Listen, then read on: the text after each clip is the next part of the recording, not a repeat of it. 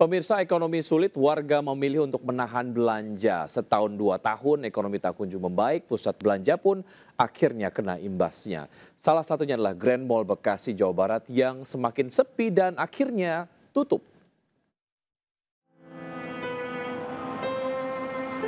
Grand Mall Bekasi, mall kebanggaan warga kota Bekasi di era awal tahun 2000-an akhirnya tutup setelah kelap pamor dan ditinggal pengunjung.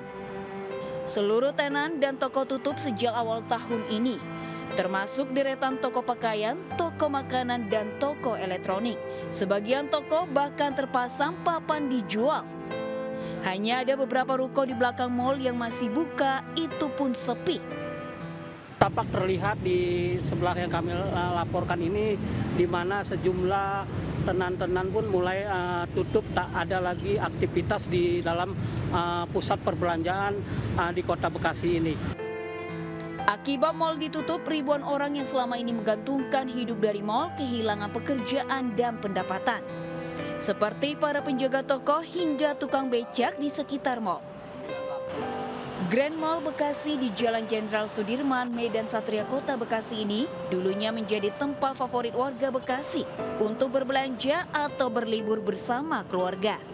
Namun sejak maraknya toko online, pamor mal ini mulai redup dan mencapai puncaknya 1 tahun terakhir seiring lesunya daya beli masyarakat. Data terbaru Indeks Keyakinan Konsumen IKK pada Juni 117,8 turun dari Maret 121,1.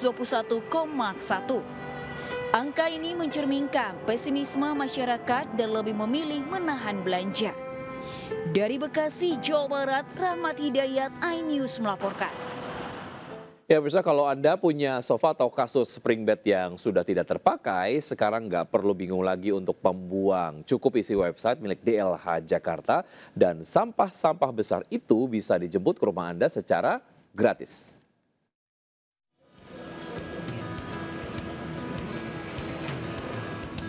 Warga Pasar Minggu, Jakarta Selatan ini cukup menunggu di rumah untuk membuang sofa rusak miliknya.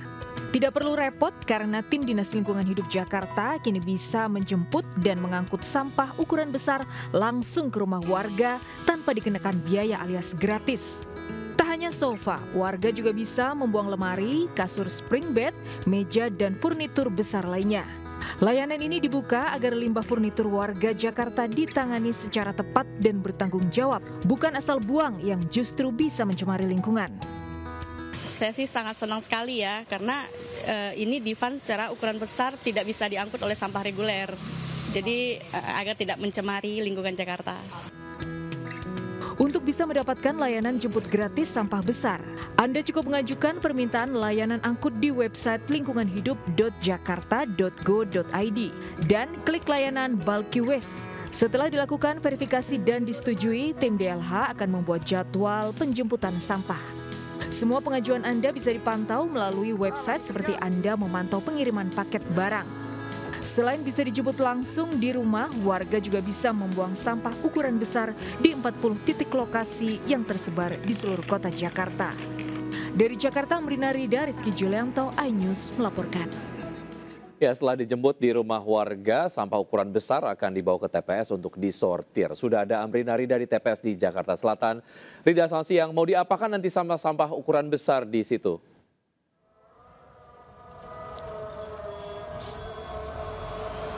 Iya, Wiki dan juga pemirsa. Nah, usai tadi kami tim mengikuti penjemputan sampah ukuran besar ataupun juga bulky waste dari rumah warga. Ternyata untuk sampah yang ukuran besar tadi langsung dibawa ke salah satu tempat pengolahan sampah yang ada di Jakarta. Kalau kami sekarang berada di saringan sampah TB Simatupang. Nah, pertanyaannya selanjutnya sampah-sampah tersebut diapakan? Nah, ternyata jawabannya adalah sampah-sampah yang tadi sudah diambil, bulky waste tadi yang sudah diambil, kemudian akan dimasukkan ke dalam mesin di belakang kami ini. Ini namanya adalah mesin primary crusher yang fungsinya adalah untuk mencacah sampah-sampah bulky waste untuk menjadi cacahan-cacahan yang lebih kecil. Nah, ini ya sampahnya, ataupun maafkan kami, ini mesin primary crushernya berasal dari Jerman. Nah, untuk hasil dari sampah-sampah bulky waste yang tadi sudah dicacah menjadi cacahan-cacahan kecil ini seperti ini, Wiki dan juga pemirsa. Nah, di samping kami ataupun di belakang saya sekarang ini adalah hasil dari bulky waste yang sudah selama ini dicacah dicacah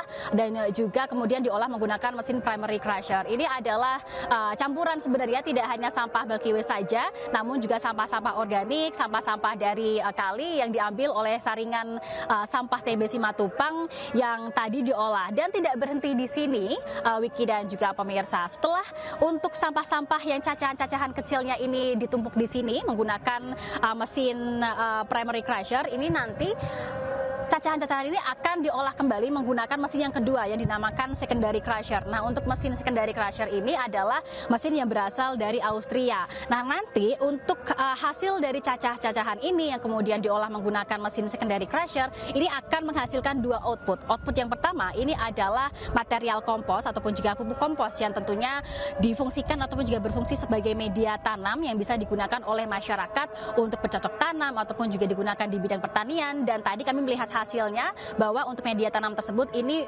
free ataupun juga gratis bisa diambil oleh masyarakat. Nah, untuk hasil yang kedua, ini cacahan-cacahan yang sudah diolah menggunakan mesin yang kedua akan menjadi material RDF ataupun juga refuse derived fuel yang merupakan material untuk nanti digunakan sebagai pengganti bahan bakar alternatif yakni batu bara yang bisa digunakan oleh pabrik-pabrik ataupun juga industri-industri lainnya. Nah, tentunya untuk semua proses ini dari penjemputan hingga nanti masyarakat bisa mendapatkan output berupa kompos lalu juga material RDF ini dilakukan secara gratis dan juga masyarakat difasilitasi oleh pihak Dinas Lingkungan Hidup dengan tujuan adalah agar nanti masyarakat bisa berpartisipasi untuk meningkatkan adanya kesadaran membuang sampah yang pada tempatnya dan juga mengurangi adanya pencemaran lingkungan yang disebabkan dikarenakan bulky waste tadi. Sementara demikian kembali ke Anda, Wiki. Baik, terima kasih Rida atas informasi yang Anda sudah sampaikan. Pemirsa, derita ibu rumah tangga soal harga-harga naik tak tertular ke anggota DPR di Senayan. Wakil rakyat di Senayan kini masih bisa tersenyum karena tunjangan kunjungan ke dapil naik hampir 2 kali lipat. Dari 400 juta rupiah menjadi 700 juta rupiah untuk 1 kali kunjungan. Publik menilai kenaikan anggaran dana reses tidak masuk akal.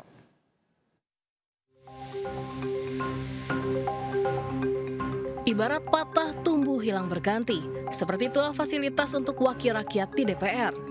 Meski tunjangan perumahan dihapus setelah didemo besar-besaran, anggota DPR nyatanya masih mengantongi dana reses fantastis. Mencapai 702 juta rupiah, nyaris 2 kali lipat dari DPR periode sebelumnya sebesar 400 juta. Dana reses diberikan 4 hingga 5 kali dalam setahun. Ini artinya setiap anggota DPR menerima dana reses sekitar 2,8 hingga 3,5 miliar. Lonjakan dana reses dinilai tak masuk akal di tengah rapor kinerja DPR yang dinilai biasa saja. Melihat dari kinerja DPR juga kurang maksimal, terus banyak di luar sana ekonomi melemah. Menurut saya sih kayaknya terlalu tinggi ya. Kalau lihat dari kinerja DPR itu kayaknya kurang lah, mungkin diperbaiki dulu lah kinerja dari DPR-nya. Dana reses DPR adalah dana aspirasi yang digunakan untuk operasional anggota DPR saat kunjungan ke dapil. Peneliti Formapi menyatakan dana ini seharusnya digunakan untuk masyarakat. Tapi pada kenyataannya penggunaan dana reses sulit dinilai pertanggungjawabannya. Tapi apakah kemudian masuk akal reses itu didanai dengan 702 juta lalu tanpa ada mekanisme pelaporan terkait kegiatan maupun tunjangannya? Saya kira ini perlu dibicarakan lagi dan 702 juta per reses per anggota itu tentu sangat fantastis sehingga perlu dihitung lagi. Disentil soal pertanggungjawaban, DPR akan membuat aplikasi khusus agar masyarakat bisa mengetahui penggunaan dana reses. Tim Liputan iNews melaporkan.